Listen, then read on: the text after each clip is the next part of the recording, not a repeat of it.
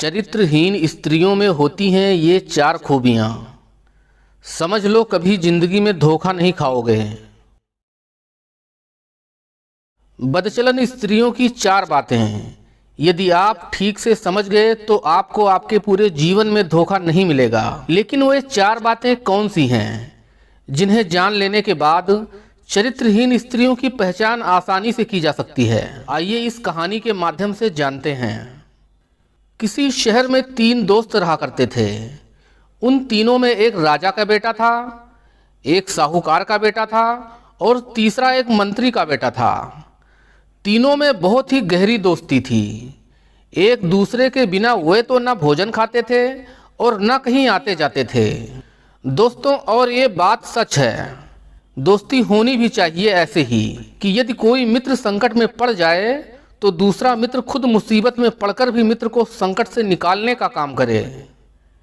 केवल मतलब के लिए यारी नहीं होनी चाहिए। एक दिन साहूकार का बेटा अपनी पत्नी को लेने ससुराल गया। उसके दोनों मित्र बोले, मित्र, तुम्हारी ससुराल देखने की इच्छा हमारी भी हो रही है, कृपया हम दोनों को भी अपने साथ ले चलें। ये बात सुनकर साहूकार का बेटा बोला, मित्र, ये तो बड़ी ही अच्छी बात है, आप दोनों हमारे साथ जरूर चलें। साहूकार का बेटा अपने दोनों मित्रों के साथ अपनी ससुराल जा पहुंचा। ससुराल में वहां के लोगों ने सबका बड़ी ही गर्मजोशी के साथ स्वागत किया और ठीक प्रकार से जलपान कराया, भोजन की व्यवस्था की और अच्छे से खातिरदारी की। भोजन करने के बाद साहूकार का बेटा तो वहीं रुक गया और राजा का बेटा तथा मंत्री का बेटा दोनों एक साथ शहर घूमने के लिए चले गए। घूमते घूमते वे दोनों एक ऐसी गली में जा पहुंचे जो वेश्याओं का मोहल्ला हुआ करता था।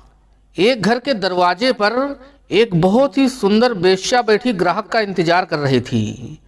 वेश्या को देखकर राजा का बेटा कहने लगा, मित्र, तुम कहीं और ठहर जाना, आज हम तो इस वेश्या के पास रहकर रात गुजारना चाहते हैं। मंत्री का बेटा बोला, कोई बात नहीं मित्र, आप जाएं, हम कहीं और ठहरकर रात गुजार लेंगे। राजा का बेटा वेश्या के पास ठहरने के लिए चला गया। राजकुमार को वेश्या के पास जाते देखकर उसी गली में बैठी एक बुजुर्ग महिला रोने लगी। मंत्री के बेटे ने बुजुर्ग महिला से पूछा, हे माँ, आप क्यों रो रही हैं? माताजी, आपको कोई परेशानी है क्या? क्या किसी ने आपको पीड़ा पहुंचाई है या फिर आपको भूख लगी है? बूढ़ी माता बोली, बेटा, हमें कोई परेशानी नहीं है, न ही हमें किसी ने सताया है और न ही मुझे भूख लगी है, बल्कि मैं तो ये सोचकर रोने लगी हूँ कि जो तुम्हारा मित्र अभी अभी उस वेश्या के पास गया है वो अब बाहर जीवित नहीं आ सकेगा। बुढ़िया की बात सुनकर मंत्री का बेटा एकदम से चौंक गया और बोला, हे माँ, ऐसी क्या बात है जो वो जीवित नहीं लौटेगा? बूढ़ी माँ बोली, बेटा, इस वेश्या के पेट में एक जहरीला सर्प रहता है और वो सर्प उसके पेट से आधी रात के समय निकलता है और आने वाले हर एक ग्राहक को डसकर फिर पेट में चला जाता है। आए दिन यहाँ कोई ना कोई बेचारा मारा जाता है। जो भी उस वेश्या से मिलने जाता है वो फिर जीवित लौटकर नहीं आता। बूढ़ी माता की बात सुनकर मंत्री का बेटा बहुत डर गया। उसने अपने मित्र के प्राण बचाने का निश्चय किया। मंत्री का बेटा तलवार लेकर उस वेश्या के घर में छुपकर खड़ा हो गया और वेश्या के पेट से सर्प बाहर निकलने का इंतजार करने लगा। आधी रात के समय जब वे दोनों गहरी निद्रा में सो गए तो वह देखता है कि वेश्या के पेट से एक सर्प निकला और पलंग के नीचे बैठ गया। वो सर्प राजकुमार को डसने ही वाला था। तभी मंत्री के बेटे ने सांप को तलवार से टुकड़े टुकड़े कर दिए और सर्प के टुकड़ों को एक चटाई के नीचे छुपाकर वहां से चला गया। अब वो कहीं और ठहरने का विचार बना ही रहा था कि इतने में ही उसे एक स्त्री दिखी। आधी रात का समय था, चारों तरफ सन्नाटा था। स्त्री शहर की ओर से चलकर जंगल की तरफ तेजी से बढ़ी जा रही थी। हैरानी की बात तो ये थी ही, साथ में इससे भी बड़ी हैरानी की बात ये थी कि वो स्त्री एकदम सजी धजी नई नवेली दुल्हन की तरह थी। उसने सोचा कि क्यों ना इस स्त्री से पूछते हैं कि भला ये क्यों इतनी रात को सज धज कर जंगल की तरफ जा रही है। पहले तो वो डरा, लेकिन हिम्मत जुटाकर आखिरकार उस स्त्री के पीछे जा पहुंचा।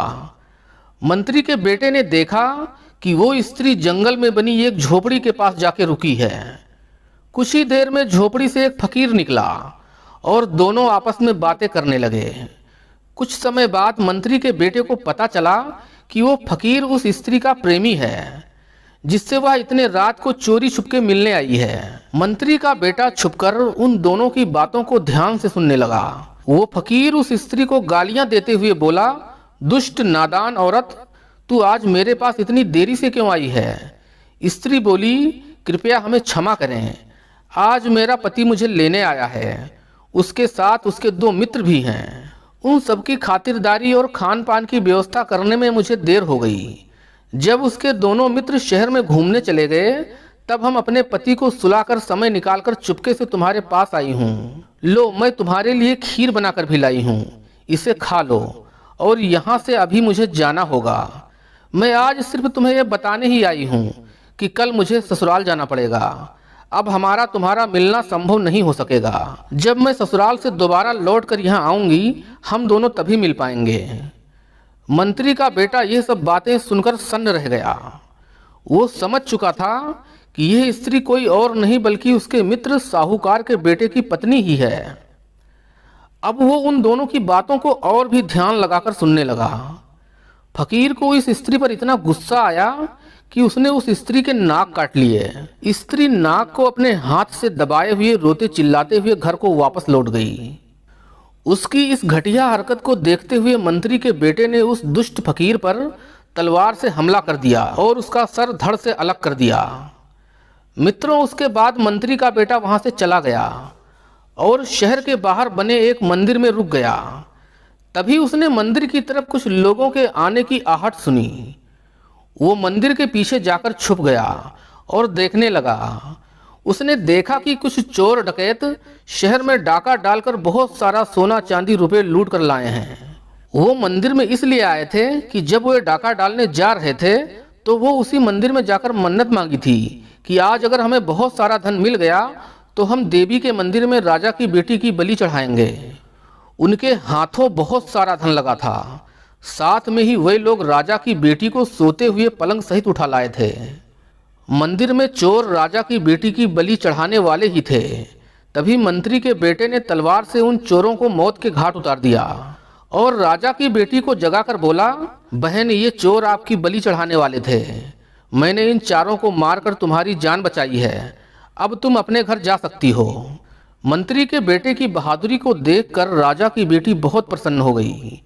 बोली, भैया, आपने हमारी जान बचाकर हम पे बहुत बड़ा उपकार किया है, लेकिन एक उपकार हम पर और कर दीजिए। मुझे मेरे घर तक पहुंचा दीजिए। इतनी रात गए हम अंधेरे में घर तक नहीं पहुंच पाएंगे। मंत्री के बेटे ने सोचा कि सही बात है, बेचारी स्त्री जाति इतनी रात को घर कैसे जा पाएगी।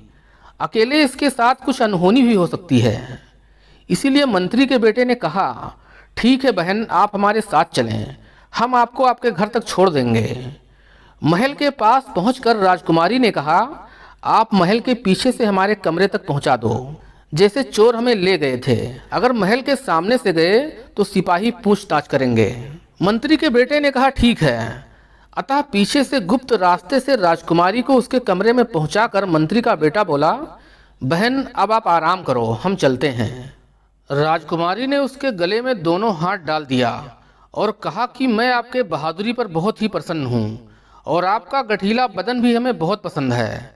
मैंने आपको देखकर अपना होश खो दिया है। रात की आखिरी पहर है, मैं काम के वशीभूत हो चुकी हूँ, इसीलिए आप हमारी काम ज्वाला को बुझाएं, फिर चले जाना। इतना कहते हुए राजकुमारी ने मंत्री के बेटे को जोर से बाहों में कस लिया और उसे चूमने लगी।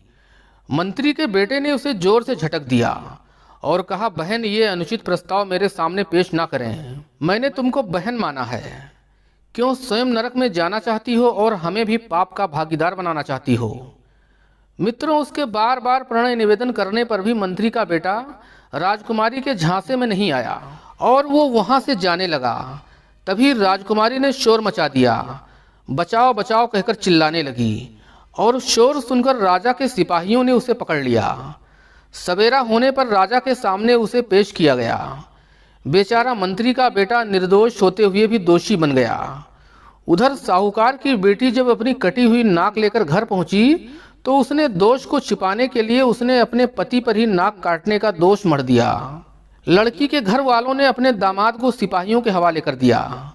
मित्रों, उधर वो बेश्या के पेट से निकलने वाले सर्प को मारने के कारण वो बेश्या भी मर गई थी। राजा का बेटा जब सोकर उठा तो उसने देखा कि बेश्या मरी पड़ी है। बेश्या के घर वालों ने समझा कि इस युवक ने ही इसे मारा है। यही सोचकर वे राजा के सिपाहियों को बुला लाए और उसे भी पकड़वा दिया। इस प्रकार से वे तीनों मित्र सिपाहियों के हाथों गिरफ्तार किए गए। तीनों मित्रों को सवेरे राजा के सामने लाया गया। तीनों मित्र एक दूसरे को देखकर हैरान थे कि एक ही दिन वे तीन मित्र अपराधी बनकर राजा के दरबार में कैसे खड़े हैं। बड़ी अचरज की बात है। इधर राजा ने सबसे पहले साहूकार के बेटे से पूछा, क्यों रे मूर्ख, वैसी दरिंदे, तूने अपनी ही पत्नी के नाक काट दिए? इस सवाल पर वो बेचारा चुप रहा। अब उसे कुछ पता हो तभी तो बताए। वो बेचारा अपनी सच्चाई में भी कुछ न बोल सका। उसके बाद राजा ने राजकुमार से पूछा, क्यों रे, तू बेश्या के साथ सोने गया था, फिर उसे मारा क्यों? राजकुमार भी कुछ न बोला, वो भी शांत खड़ा रहा।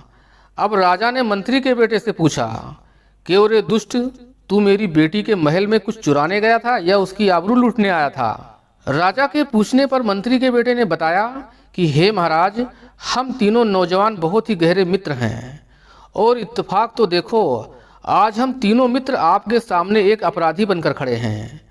आप एक राजा हैं, अतः आपका कर्तव्य है कि आप दोनों पक्षों को सुनें, फिर विचार करें, जो भी अपराधी हो उसे सजा दें। दरअसल कहानी यह है कि हम दोनों अपने तीसरे मित्र की ससुराल उसकी पत्नी को लिवाने गए थे। शाम का भोजन करने के बाद मैं और अपने राजकुमार दोस्त के साथ घूमने की इच्छा से शहर में चले गए। एक सराय में जाने के बाद मेरा मित्र एक बेश्या के घर चला गया। उसी गली में रहने वाली एक बूढ़ी माँ ने हमें बताया कि उस बेश्या के पेट में एक सर्प रहता है जो रात में आए ग्राहक को डसकर उसे मार देता है। मैं अपने मित्र की प्राण बचाने के लिए उसके घर में छिपकर देखने लगा। आधी रात के समय जब बेश्या और मेरे मित्र दोनों सो रहे थे तो बूढ़ी माँ की बात एकदम सच निकली। जब आधी रात हो गई तभी बेश्या के पेट से एक सर्प निकला और मेरे मित्र को डसना चाहा। मैंने तुरंत ही उसे तलवार से काटकर टुकड़े टुकड़े कर दिए और उसे वहीं एक चटाई के नीचे छिपा दिया। उस सर्प के मरने के कारण बेश्या की मृत्यु हो गई, क्योंकि बेश्या की जान उसी सर्प में थी। इसमें मेरे मित्र का कोई दोष नहीं है। आप चाहें तो बेश्या के घर सिपाही भेजकर पता कर लें, वो मरा हुआ सर्प अभी भी वहीं होगा। बंधुओं, राजा ने जब अपने सिपाहियों को वहां भेजा तो ये बात एकदम सच साबित हुई। वहीं चटाई के नीचे सर्प के टुकड़े मौजूद मिले। राजा ने राजकुमार को निर्दोष मानकर उसे छोड़ दिया। मंत्री का बेटा बोला, महाराज, जब मैं सर्प को मारने के बाद शहर में पहुंचा तो देखा एक सुंदर सी युवती हाथ में एक भोजन की थाल लेकर जंगल की तरफ बढ़ी जा रही है। मैंने उसका पीछा किया और देखा कि वह जंगल में बने एक झोपड़ी में रह रहे अपने प्रेमी के पास गई है। देरी से आने के आरोप में गुस्से से प्रेमी ने उसकी नाक काट ली। वो स्त्री रोती चिल्लाती अपने घर चली गई। मैंने उसी क्षण उस प्रेमी का सर काट दिया। नाक कटने का इल्जाम उसने अपने पति पर डाल दिया ताकि उसके घर वाले और समाज के लोग उसके चरित्र पर संदेह न कर सकें। उसके घर वाले आपके सिपाहियों को नाक काटने के जुर्म में मेरे मित्र को पकड़वा दिया। वो व्यक्ति कोई और नहीं बल्कि मेरा यही मित्र है जो आज उस दुष्ट स्त्री की वजह से आपके समक्ष एक अपराधी के रूप में खड़ा है। यदि आप चाहें तो जाकर उस फकीर की झोपड़ी में देख सकते हैं। आपको वहीं उस फकीर का कटा हुआ सर मिलेगा और वहीं उस स्त्री की कटी हुई नाक भी मिलेगी। राजा ने इस बात का भी पता लगवाया तो ये बात भी एकदम सत्य निकली। अब तो राजा ने साहूकार के बेटे को भी निर्दोष समझकर छोड़ दिया। मंत्री का बेटा बोला, महाराज, अब मेरी भी कहानी सुनो। जब मैं उस फकीर को मारकर लौट रहा था तभी देखा कि शहर के बाहर बने एक मंदिर में कुछ लुटेरे आकर रुके हैं। उनके पास बहुत सारा लूट का सामान भी था और साथ में पलंग के ऊपर सो रही एक युवती लेटी थी। लुटेरों का सरदार उस युवती की बलि चढ़ाना चाहता था। मैंने उन लुटेरों को मौत के घाट उतार कर उस युवती की जान बचाई। और वो युवती कोई साधारण युवती नहीं थी, बल्कि आपकी बेटी राजकुमारी ही थी, जिसे चोर अपहरण करके बलि चढ़ाने के लिए लाए थे। मैंने आपकी बेटी को बहन का दर्जा दिया, और रात्रि में ही जब मैंने उसके महल में उसे छोड़ा तो आपकी बेटी मेरे ऊपर कामातुर हो गई। उसने मुझे अपने आलिंगन में कस लिया। मैंने उसे मना किया कि ये गलत और धर्म विरुद्ध है। मैंने आपको बहन माना है। मैंने उसे झटक दिया।